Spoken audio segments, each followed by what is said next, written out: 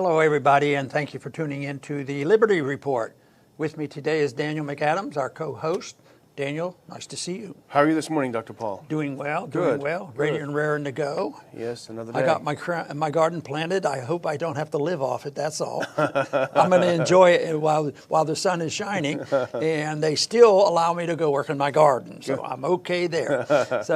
But we still have lots of problems, and I think the thing that doesn't really keep me awake, but keeps me awake overnight is the overreaction to a very serious problem. And that is a serious problem like the crash of the stock market, which I'd like to do this, push it aside, versus the very real fact that there is a virus circulating in the country and the world, and the exact details of how it got started, how bad it is up for grabs. But if you go by the propaganda, probably of the world, especially in this country, it sounds like it's the end of the world. It's the bubonic plague, and half of our population is going to die. I don't buy into that. I think it's way over exaggerated, and that the statistics are way out of whack. Take, for instance, one statistic I think people should think about. Yesterday's report from CDC said that there were 163,000 illnesses defined. 163,000. That's a lot of people. Yeah. Of that, 2,800 died. Maybe they had a positive test, but it doesn't mean they died from the coronavirus. From the disease, yeah. And even then, if they all did, we're down to less than, it's 1/10%. So, and of course, people saying you're belittling it, you're saying it's not serious, and this sort of thing. Anyway, I think people should think about that. Matter of fact, they should be reassured. You know, if something happened that one of us ended up with this virus, I'm going to concentrate on this. You know, I'm going to really emphasize my good health habits and deal with it, and as people should do right now. But to panic and say we're all going to die, I mean, people are really scared, you know, and I think it's manufactured. I think it gives them a chance to do two things: spend money like they've never seen before, and also taking away our civil liberties like they never have before. Yeah. Not since 9/11 have they been so aggressive, and our Attorney General is not helping things at all. But there was an article yesterday from our friends at the Mises Institute, and you know, they don't mince words. Yeah. And there's hardly anything I've ever disagreed with them since I'm on their board, and I think it's a great organization. But the title is Shutdown. Yeah. The shutdown. And the shutdown. You know, and I think there is time for that. Of course, I think it was overkill in what they did shut down. I don't think they saved any lives. They may have made lives worse by not letting people go get out in the sun and doing some of the things that didn't really get rid of the virus and probably could have made the virus spread more. But then it enhanced the authoritarians who wanted more money and more power. That is the epidemic that we need to dwell on. Yeah, and the key to the whole thing is to convey the idea that if you catch the virus, it's a death sentence. And that's the key to keeping people so irrationally afraid of everything. Of course, it can be a serious disease. Every year, tens of thousands die of the seasonal flu. Right. It's terrible. It affects people with weak immune systems, as you say. But they've conveyed the idea that if you get it, if it spreads, it's a death sentence to everyone. And that's how they can get away with taking all these civil liberties. It causes people to act in an incredibly irrational way. I was chatting with a former intern from last summer, I think 2 summers ago, and he said he's living in the UK now, he said people are absolutely losing their minds. He went to the grocery store and he bought a candy bar. And the clerk was screaming at him, "How dare you buy this? This is not an essential product. You're risking my life and health by buying this, and it's not an essential product." You know, people have just gone absolutely nuts. But you know, Dr. Paul, today is April 1st. It is April Fool's Day. We're not going to have any jokes on this show because it's not a joke that millions of Americans today are not able to pay their rent, not able to pay their mortgages, not able to pay their bills that are coming due. The vast majority, from at least the infection to fatality rate, probably 99.9% of them could have been working in their jobs, could have been paying their rent, and they can't because of this irrational shutdown. And the argument goes over many things that the government does. Is this just an accident, a coincidence, out of ignorance, or can it be contrived by some individuals? You know, even analyzing 9/11 invites that type of debate and argument. How do these things come about? But regardless, a lot of innocent people get sucked into this and get very frightened, and they will overreact. But I guess the complacency of saying, "Oh, they locked me up, so we're doing our patriotic part, duty." yeah. But you know, every once in a while you run into a minister that says, "You know, this is we're doing it. I mean, I have rights," and they still open up their churches. And there's been prediction that, you know, the downside of this, let's say in a couple of months this will also go by. One of the things is we will never get back to, you know, acting normally. People may not ever return to their churches, and I think some people would just assume that would happen. So whether it's social Marxism or economic Marxism, sometimes chaos is exactly what they're looking for to disturb, and they have. You know, our social conditions and moral conditions since the 1960s have certainly deteriorated, and this will further do this. And respect for the law, which I'm talking about as the Constitution, is not there. And I think of our Attorney General. Our Attorney General is no friend of liberty. Oh, no. I'll tell you, he is pushing for more and more powers. And this is, you know, this deals with habeas corpus since 1215. That principle has been known, you know, since the time the British, you know, instituted it. And it's been known, but we've been whittling away at it. And if you look at what Barr is asking for and sending, you know, at least legislation to the Congress, and they're talking about it. But boy, they have to have hysteria and fear, just as they do, you know, after 9/11 or World War II, that people accept lock us up, you know. But the strange things here is that people are so willing to lock themselves up in their own prison. Yeah. And like your neighbor or whatever, whoever was in the store, and that person, oh, you can't buy a candy bar. Yeah, it's not essential. I went to buy something at a store that was selling vegetables and things like this, plants, and I had a cart, and I couldn't get in the door, and I said, "What are you doing?" He says, "We're testing your hands." I said, I'm not carrying any infection, which that would annoy people. Say, well, you could be. So, but here I am just arriving in a place where they're not generally hysteric, but they wanted to test my hands. And I kept thinking, how's this going to walk in the store and pick up a tomato plant and walk out? Anyway, it's just one of those things that's overboard, and people who hear us will say, well, it's you guys. You guys don't want to pay any attention. You don't want to protect the people. Well, I'll tell you what. Protecting the people is protecting our liberties, because, quite frankly, issues like this, if we had free market medicine and a few other things and not a bureaucratic medical system, it would be handled totally differently. Yeah, and you mentioned pastors. We put up a good piece by our friend Pastor Shane Kassler out in Louisiana. The title was great. He says, "Does the church belong to Caesar?" You know, because the famous part in the Bible, in the story of Jesus, where render to Caesar what's Caesar and to God's what is God's. But he makes a great point in this article, and it's on the Ron Paul Institute website this morning. He's already talking about suspending the Constitution in a time of emergency.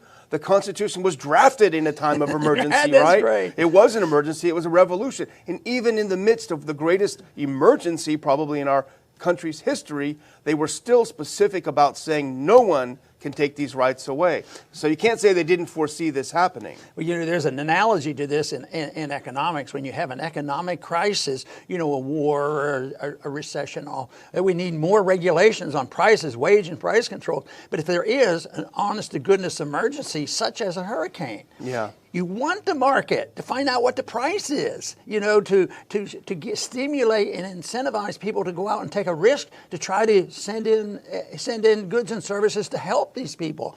So it's that same way that you shouldn't be suspending our liberties when we're having trouble. We should be protecting them more. I think that's a great point. They did that at the founding. There was a bit of turmoil there. They were trying to institute, you know, some civil liberties. Yeah, and of course, if they could adjust the prices, there would be toilet paper in the stores because the knuckleheads wouldn't be buying up 85,000 rolls of it.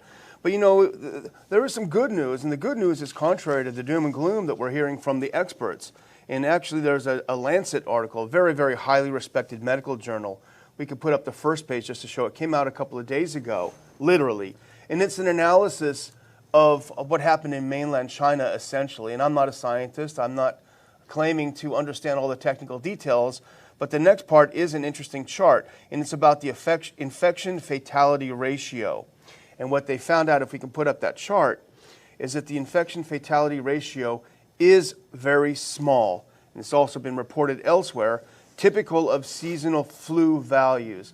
And if you look for the age group, the youngest age groups, 0 to 9, infection to death ratio, the lowest 0.00015%. And even at the highest level, those over 80, 3.8% to 13.3% of those infected, the ratio of those infected to those who died. So we're seeing the numbers coming out essentially like the flu, and actually even these numbers may be inflated by the way they collected them. So the predictions are highly unreliable. The early predictions were highly unreliable. Even people like Neil Ferguson, who's responsible for the virtual police state in the UK and for the hysteria that gripped the US, he had to, as we talked about before, massively wind down from his claim of 500,000 deaths in the UK. Now he says it's 2,000. But guess what, Dr. Paul? This is going to shock you. He has a history of vastly exaggerating these things. He was way over the line back in '96 on the Creutzfeldt-Jakob disease, the foot and mouth disease in 2001. Vastly exaggerated. You think, well, why do they do this? Why do you think they do overly exaggerate these things? Well, they don't have the truth on their side, and so they have to fake the truth and pretend that they're speaking the truth. But that is going to remain for a while. I frequently talk about how money gets misspent when the government deals with it. They tax and inflate, and you have artificial prices, and you don't have markets, and there's a malinvestment. People talk about rising CPI prices, but the malinvestment is pretty important too. And there was one article relating to that today. It said, the statement was, 1 year of U.S. nuclear weapons spending would provide 300,000 ICU beds, 35,000 ventilators, and salaries of 75,000 doctors. It shows you the comparison, the stupidity of it. So, okay, that's stupid government. And we could get some progressives say, yeah, you're right, quit spending on it. And this would be better. But what you have to bring into is another factor, freedom of choice and wise choices, because maybe it would even be better than that. And if we really need ICU beds, there'd be a lot more free market choices on this. So some people dream, $35 billion, no more nuclear weapons. That's great. No more nuclear weapons. And now we're going to start building these beds. And of course, next year, when the whole crisis has passed, they'll probably have the beds come available. But anyway, the principle of malinvestment and spending money doesn't only occur after the emergency occurs, like the hurricane or a viral infection that scares people to death. It's once the government gets involved, I think our medical system has not helped under these conditions. There's no free market choices, and in the last decade or two, it's driven the doctors away from private practice, where they dealt more with patients. They become employees of the system, and they're salaried in hospitals, and therefore they have to depend on government money in order to keep the process going. So it's a bad system. It wasn't the kind of system that could handle this. Maybe this would have happened, that more money would have been spent in the right places. There'd probably be competition for emergency services, and people would join. Maybe an organization say, well, I know you don't need all this, but this is what we can do. And they could do it for a lot less money than FEMA. Yeah. And a lot more efficiently than FEMA. Well, that guy Dyson, who makes those fancy vacuum cleaners, he retooled everything and started making these ventilators really quick, because they saw that the market needed it. But here's the interesting thing, and it's a little bit disappointing because we have a lot of allies, of course, on the progressive left and on the right who agree with us that everything the government says when it wants a war, when it wants to promote the empire, is a lie.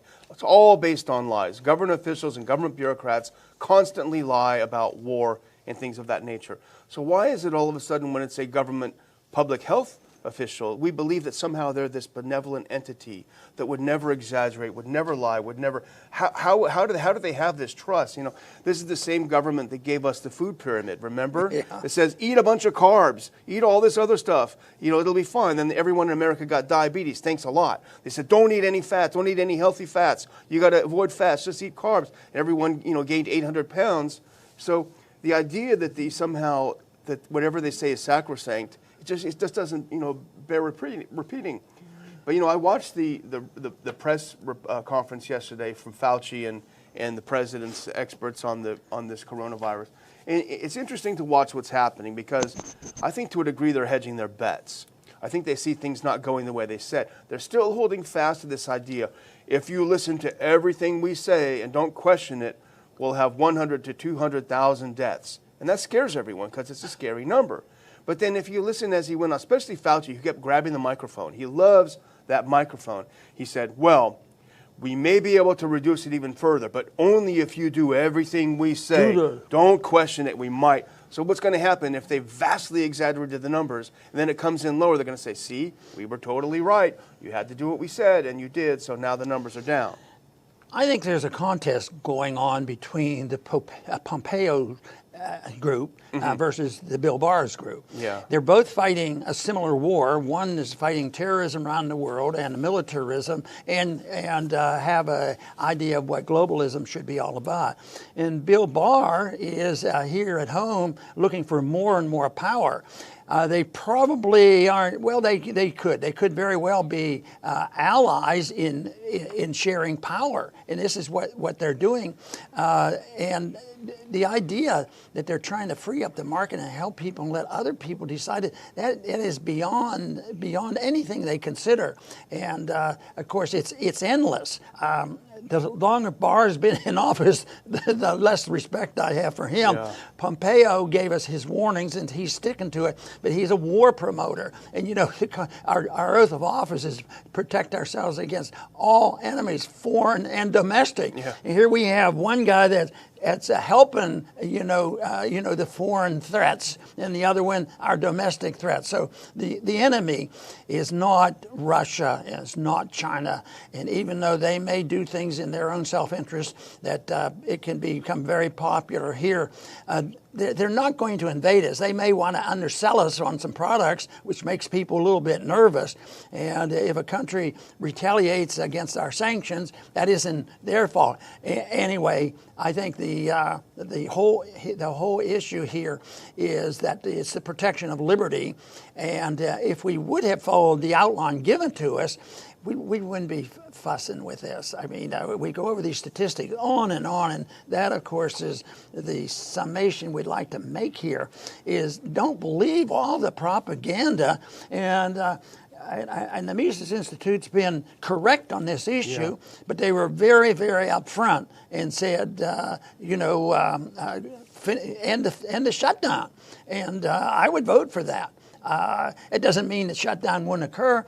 It would occur by intelligent people voluntarily taking care of their families, going for walks in the sun and going to the beach and being careful. But to militarily close down, the whole country and just, well, it's going to cost a lot of money. Yeah, but we can print the money forever. I mean, they're either...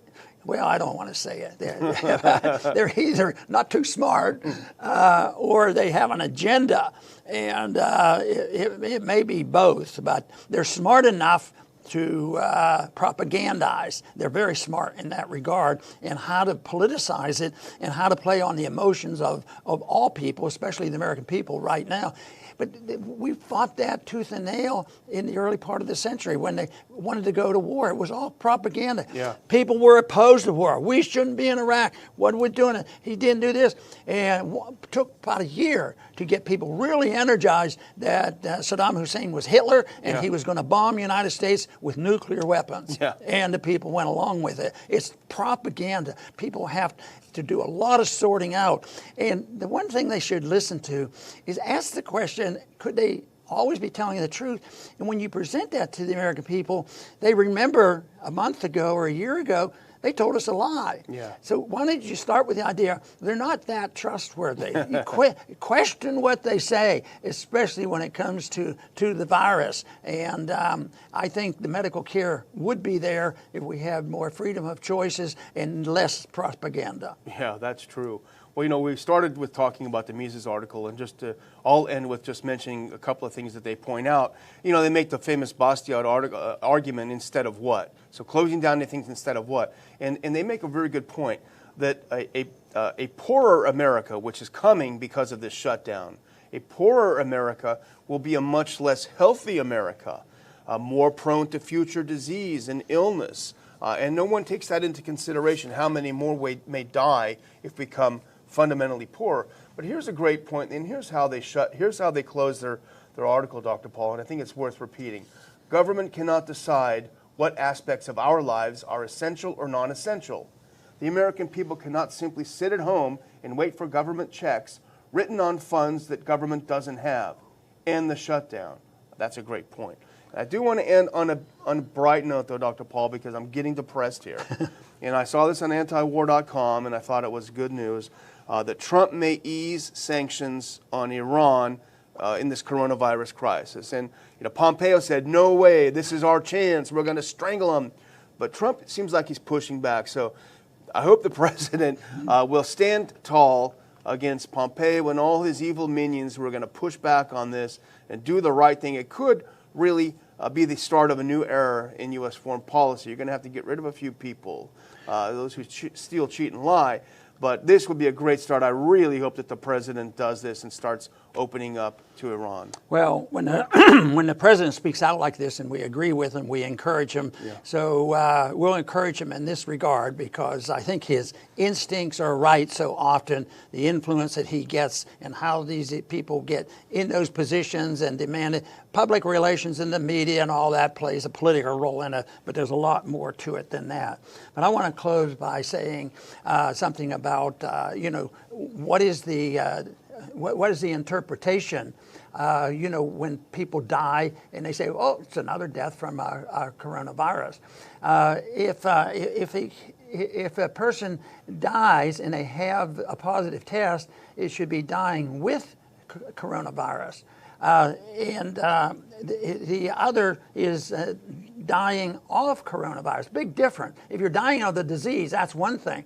But I think probably most of these are dying with it, not of it. And that doesn't make it less serious, but if our interpretation is right or even leaning in that direction, knowledge of that is so important on how you treat. If they're completely wrong on the statistics and that the virus is not the greatest killer, maybe it's the system that's doing it, then we have to deal with it. And that is the reason why I place great hope in those individuals that watch our program and are still interested in what's happening and the truth of things, because that will help us. And that will help us. And that, I think, as long as we know what our goals are, and for me, it's peace and prosperity, and that means that individual liberty is so key, and that is alive and well, and we see it, and the American people know it when they get a good, straightforward question. Do you believe everything the government tells you?